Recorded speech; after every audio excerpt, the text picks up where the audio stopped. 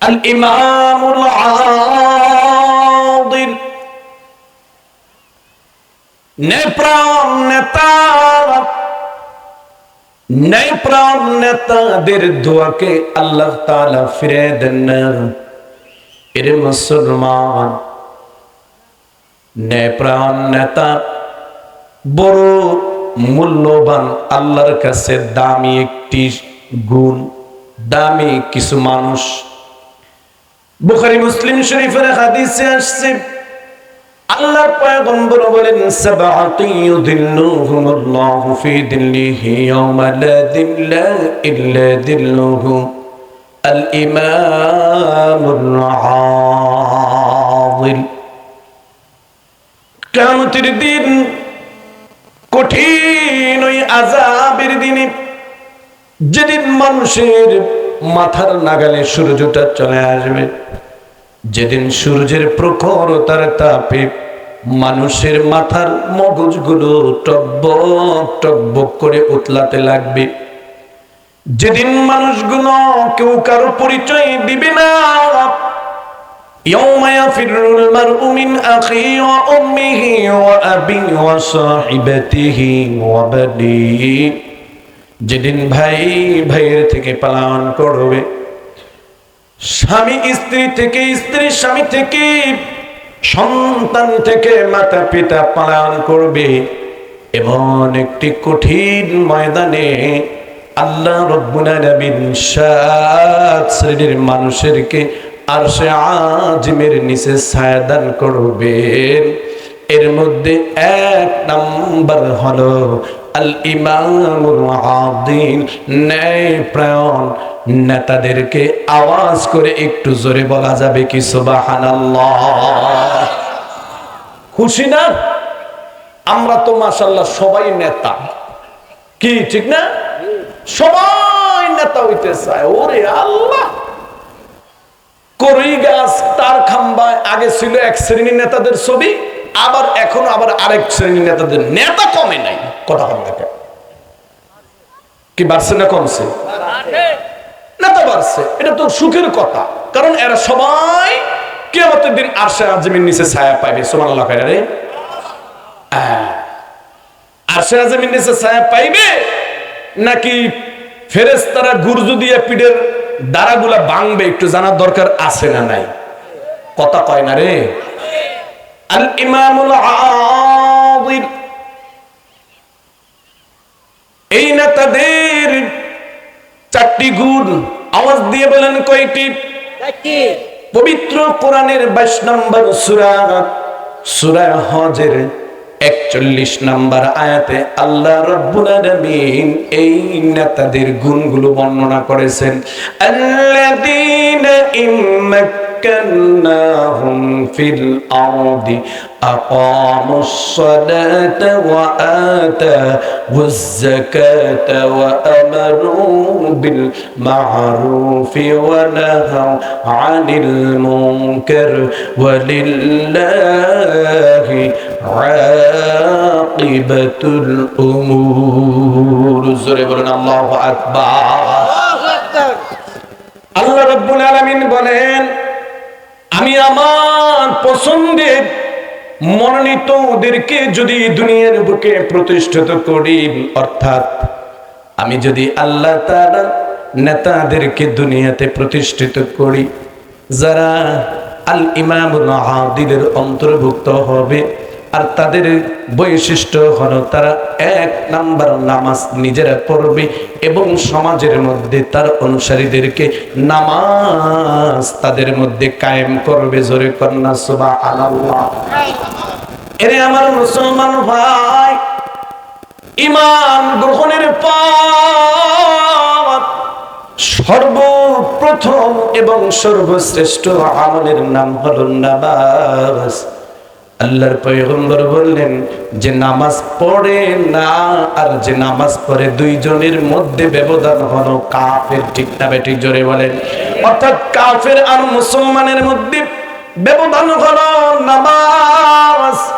মুসলমান নামাজ পড়বে, কাফের নামাজ পড়বে না।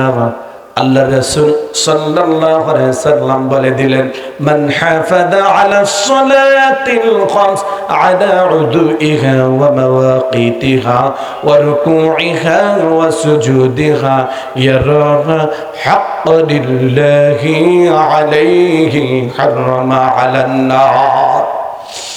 আমার যে উম্মত সুন্দরভাবে ওযু করে, ওয়াক্ত মতো সুন্দর করে রুকু করে, সুন্দর করে সিজদা করে, একমাত্র আল্লাহর সন্তুষ্টির জন্য 5 ওয়াক্ত নামাজ পড়বে, আল্লাহ তাআলা আমার ওই উম্মতের জন্য আল্লাহর কঠিন জাহান্নামকে চিরতরে হারাম করে দিবেন।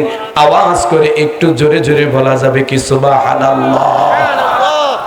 নামাজ এমন একটি গুণ, এমন একটি ঔষধ, যে ঔষধটা সেবন করলে, জিন্দেগিতে যে ঔষধটা সেবন করলে আল্লাহ তাকে দুনিয়াতে একটা মস্ত বড় পুরস্কার দিবেন।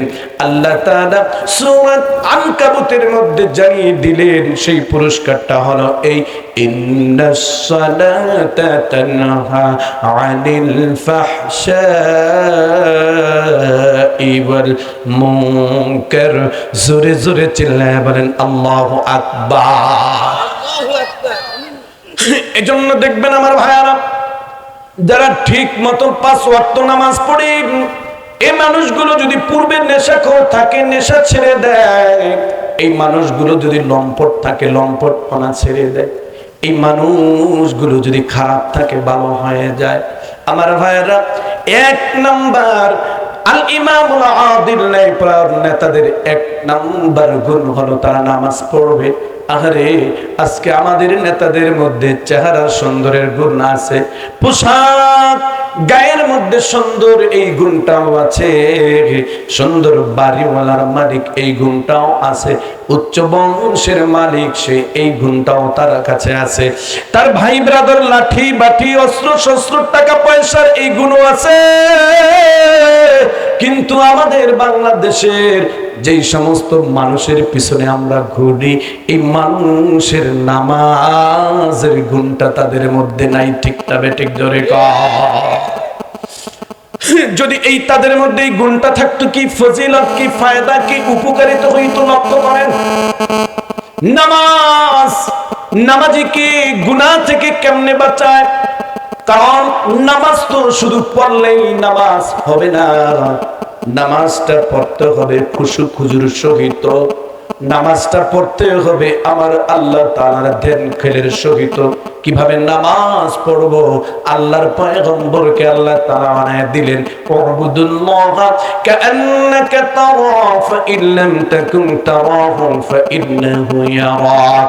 এরে বান্দা, এমন ভাবে আমার ইবাদত করো, এমন ভাবে নামাজের মধ্যে দণ্ডায়মান হও যেন আমি আল্লাহকে তোমরা দেখতেছো। সুবহানাল্লাহ। যদি তোমার মধ্যে ওই আল্লাহকে দেখার মতো ওই বাতিনি চক্ষু না হয়, তাহলে মনে রাখো তুমি অন্ধ, কিন্তু তোমার মালিক, আমার মালিক, আরশের মালিক আল্লাহ কিন্তু অন্ধ না। ঠিক না বেঠিক? জোরে বলেন। আমি আপনি যা কিছু করি আল্লাহ দেখে কি দেখে না? আওয়াজ দেন, দেখে কি দেখে না? সূরা কলামের মধ্যে কি বলে, সূরাতুল আলাকের মধ্যে আল্লাহ তাআলা জানিয়ে দিলেন, আলাম ইয়ালাম বিআন্নাল্লাহা ইয়ারা। মানুষেরা কি ভেবেছে তারা যা কিছু করে, যেথায় থাকে, যা কিছু করে, আমি আল্লাহ কি তাদেরকে দেখি না? একটু আওয়াজ করে বলেন, আমার আল্লাহ সদা সর্বদা সব হালতে আমাদের দেখে কি দেখে না? আমার ভাইয়েরা, নামাজ মানুষকে কেমনে সংশোধন করবে খুব গভীর ভাবে মনোযোগ দেন। এই ওদিক তাকায় রয়েছেন, এদিক তাকা। আমার ভাইয়েরা, একটা মানুষ দৈনিক 32 রাকাত নামাজ পড়েন, 17 রাকাত ফরজ, 3 রাকাত ওয়াজিব, 12 রাকাত হলো আমার ভাইয়েরা সুন্নাত। এই প্রত্যেকটা নামাজের মধ্যে বান্দা যখন হাত বাঁধবে, বান্দা খেয়াল করবে আমার আল্লাহ আমাকে দেখতেছে। ঠিক না বেঠিক? জোরে বলে। বান্দা খেয়াল করবে রুকুতে গিয়ে আমার আল্লাহর তাসবিহ আমি পড়তেছি, সিজদায় গিয়ে খেয়াল করবে আমার আল্লাহর তাসবিহ আমি পড়তেছি। বান্দা শুধু এই খেয়াল করবে, এই খেলে বান্দা দৈনিক যখন 32 রাকাত নামাজগুলো পড়ে, এইভাবে বান্দার মধ্যে এমন একটা আল্লাহর সাথে নিগুড় সম্পর্ক হয়ে যায় রে মুমিন, বান্দা তখন বাহির হইয়া গেল আমার আল্লাহ তাকে দেখতেছে। এই ধ্যান খেল থেকে সে দূরে থাকে না। ঠিক না ঠিক জোরে বলে। বান্দা তখন দোকানে যায়, স্বর্ণকারের দোকানে ব্যবসায়ী স্বর্ণকার মাপে, ইচ্ছে করলে এই যে ক্রেতাকে সে ফাঁকি দিতে পারে। বান্দার তখন স্মরণ চলে আসে, আমি তাকে ফাঁকি দিতে পারবো, কিন্তু যে নামাজের মধ্যে আমি আল্লাহকে স্মরণ করলাম, ওই আল্লাহকে তো আমি ফাঁকি দিতে পারবো না।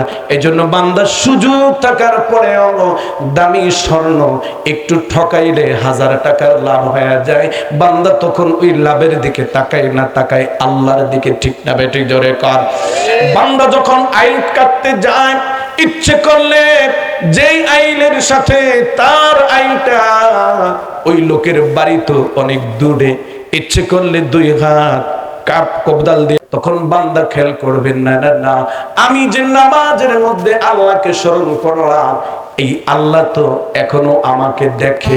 আওয়াজ দিয়ে বলেন, দেখে কি দেখে না? আমার ভাইয়ের, আমার বন্ধুরা, ঠিক এমন নামাজি যদি একজন চেয়ারম্যান হয়, একজন ওয়ার্ড কাউন্সিলর হয়, একজন উপজেলা চেয়ারম্যান হয়, একজন মেয়র হয়, একজন এমপি হয়, একজন মন্ত্রী হয়, একজন প্রধানমন্ত্রী, স্বরাষ্ট্রমন্ত্রী, যোগাযোগ মন্ত্রী, ভূমি মন্ত্রী, অর্থমন্ত্রী, তাদের মধ্যে যদি এই খেলটা চলে আসে, এই মানুষগুলো ওয়াল্লাহি বিল্লাহি তাল্লাহি তারা কখনো চুরি করতে পারবে না। ঠিক না বেঠিক জোরে কর। কারণ আল্লাহ নিজে বলেছেন, ইন্না, নিশ্চয়। ওলামায়ে কেরাম বুঝবেন, ইন্না শব্দটি হরফে মুসাব্বা বিল ফেলের সিগা। এটা আপনার কি নিশ্চয়তার অর্থ দিতে শব্দের শুরুতে ব্যবহার। এখানে আল্লাহ নিশ্চয় শব্দ ব্যবহার করে বলেন, নিশ্চয় নামাজ নামাজিকে সকল প্রকার গুনাহ থেকে বাঁচায়া নিবে আল্লাহর রহমতে। চিল্লায় বলেন সুবহানাল্লাহ। এইভাবে যখন একজন নেতা করে উঠবে, সে চিন্তা করবে, আমাকে তো ওয়ার্ড কাউন্সিলর হিসাবে 50 কেজির চাউল এই বিধবা মানুষটাকে, এই পঙ্গু মানুষটাকে দেওয়ার জন্য দিয়েছে সরকার। সুতরাং আমি তাকে যদি ঠকাই, পৃথিবীর কেউ দেখুক না দেখুক, আমার আল্লাহ দেখে। তখন এই লোকটা সুযোগ থাকার পরেও আর এই প্রতিবন্ধী বৃদ্ধ বৃদ্ধা, এরপরে অসহায় গরিবদেরকে ঠকাইতে পারে না। ঠিক একজন চেয়ারম্যানও সেম চিন্তা করবে, একজন মন্ত্রীও সেম চিন্তা। এইভাবে সমাজটা ভালো হয়ে যেতে পারে। দ্বিতীয়ত, যদি এই নেতাগুলো নামাজি হয়, কি লাভ হয় খেয়াল করেন। কারণ একজন কাউন্সিলর যদি নামাজি হয়, এই কাউন্সিলর আওতায় এই ওয়ার্ডের মধ্যে প্রায় 800, 900 বা 1000 কম বেশি মনে করেন লোক আছে। তাদের কাছে, এই কাউন্সিলরের কাছে বিভিন্ন কারণে যায়। কারণ যে ব্যক্তি নামাজ পড়ে, ওই ব্যক্তির মাথার মধ্যে একটা চিন্তা চলে আসে। আল্লাহর নবী বলেন, শুধু তুমি নামাজ পড়লে হবে না, তোমার ভাইকে, তোমার সন্তানকে, তোমার প্রতিবেশীকে, তোমার স্ত্রীকে, সকলকে নামাজের দাওয়াত দাও। দেখবেন যেই নামাজটা পাক্কার নাম, যে মানুষটা পাক্কার নামাজি, ওই মানুষটার একটা ধান্দাই থাকে যেন আমার উসিলায় আরেকটা মানুষ নামাজি হয়। কেন কেন জানুনি রে মুসলমান? কারণ আমি হাফিজুর রহমান নিজে নামাজ পড়লাম, আমার নামাজটা কবুল হইল কি হইল না আমি গ্যারান্টি দিতে পারিনি। কিন্তু আল্লাহর পয়গম্বর বলেন, তুমি যদি একটা মানুষকে তশকিল করে, মোহাব্বত করে, ভালোবেসে দাওয়াত দিয়ে নামাজি বানাতে পারলে মুসলমান, তোমার দাওয়াতে যেই লোকটা নামাজ পড়লো, ওর নামাজটা কবুল হোক আর না হোক, তুমি যে দাওয়াত দিয়ে লোকটাকে নামাজি বানাইলে, এই কারণে আল্লাহ তোমার আমল নামায় কবুল নামাজের সওয়াব দিবে। সুবহানাল্লাহ।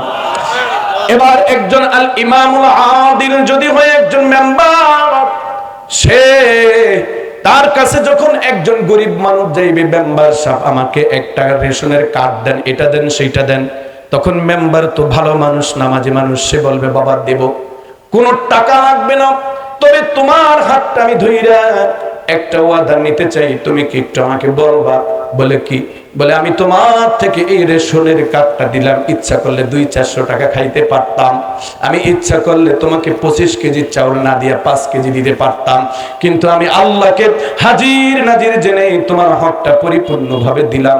তুমি আমার কাছে একটু হাতটা ধইরা ওয়াদা দাও, যেই আল্লাহ তোমাকে আমাকে বানাইলো, যেই আল্লাহর কবরের মধ্যে তোমাকে আমাকে একদিন যেতে হবে, যেই আল্লাহর সামনে তোমাকে আমাকে একদিন দাঁড়াতে হবে, একটু আমি মেম্বারের হাতটা ধইরা তুমি একটু বলো বলো বলো, তুমি আর নামাজ কামাই দিবা না। আল্লাহর কসম, ও চর মহেশখালীর মুসলমান, এইভাবে যদি একজন মেম্বার শুধু একটু মেহনত করে, আমি হাফিজুর রহমানের এবছর 150-200 ওয়াজের মধ্যে যত মানুষ নামাজি না হইবে, একজন আল ইমামুল আদিল নামক মেম্বারের মেহনতে এর চাইতে বেশি মানুষ নামাজি হয়ে যাবে। ঠিক না ঠিক? জোরে কর। বোঝেন কিছু কি বুঝাইতে চাইতেছি? আল ইমামুল আদিল কাকে বলে? কারণ ওদের একটু মেম্বারের চাইতে যারা একটু পাতি নেতা আছে, মেম্বারের সাথে একটা ভালো সম্পর্ক করতে চায়, তখন সে চিন্তা করে মেম্বার কোন কাজটা ভালো জানে, আমি ওই কাজটা করব, অটোমেটিক তালে তালে নামাজি হয়ে যাবে। ঠিক না ঠিক? জোরে বলে। একজন চেয়ারম্যান যদি নামাজি হয়, চেয়ারম্যানের সাথে ঘষা মাজা ওঠা বসা করে কাউন্সিলররা, তারা নামাজি হয়ে যাবে। একজন এমপি যদি নামাজি হয়, এই এমপির পাশে পাশে ঘোরাফেরা করে মেয়র, আশেপাশে ঘোরাফেরা করে হলো কাউন্সিলর, আশেপাশে ঘোরাফেরা করে ইউনিয়ন পরিষদের চেয়ারম্যান, উপজেলার চেয়ারম্যান। এমপি সাহেব নামাজ পড়ে, নামাজের ওয়াক্ত যখন হয়ে গেল, তার আশেপাশে 20-40 জন মনে করেন এরকম নেতারা আছে না নাই?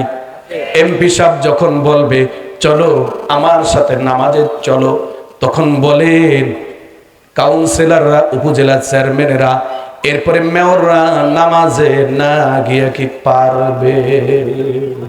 পারবে? ঠিক একজন মন্ত্রীর পাশে ঘোরাফেরা করে হলো এমপিরা। এই মন্ত্রী যখন নামাজি হয়ে যাবে, এই এমপি মন্ত্রী যখন নামাজে যাবে, মন্ত্রী তো আল্লাহকে ভয় করে গুনার কাজ ছেড়ে দেয়, তার আশেপাশে সমস্ত এমপিরা নামাজ পড়তে তখন বাধ্য। ঠিক না বেঠিক? জোরে বলে। ঠিক যোগাযোগ মন্ত্রী, স্বরাষ্ট্রমন্ত্রী, অর্থমন্ত্রী, পরিকল্পনা মন্ত্রী, এইভাবে হায়ার লেভেলের, আপার লেভেলের যারা মন্ত্রীগুলো আছে, তারা যদি নামাজি হয়ে যায়, কারণ সকল মন্ত্রীগুলো তাদের কাছে ঘোরাফেরা করে, তাদের টানে তারা নামাজি হয়ে যাবে। প্রধানমন্ত্রী যদি নামাজি হয়ে যায়, গোটা বাংলাদেশ বা ওই ভূখণ্ডের মানুষগুলো নামাজি হয়ে যাইতে বাধ্য। ঠিক না বেঠিক? জোরে কর।